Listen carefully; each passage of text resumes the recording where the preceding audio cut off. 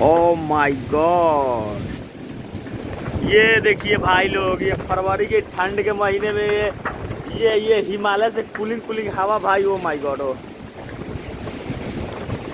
गलत यार।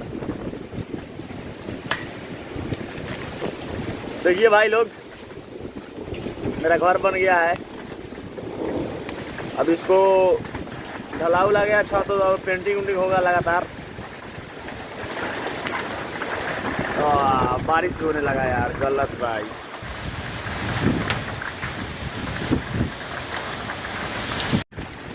देख रहा है पत्थर भी गिर रहा है आसमान से।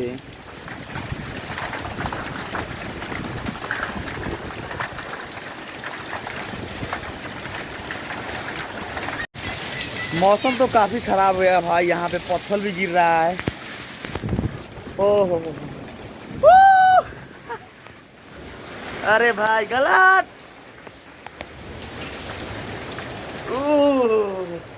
ये देखिए भाई, जय हो बजरंग। ये मेरा पहल का घर है।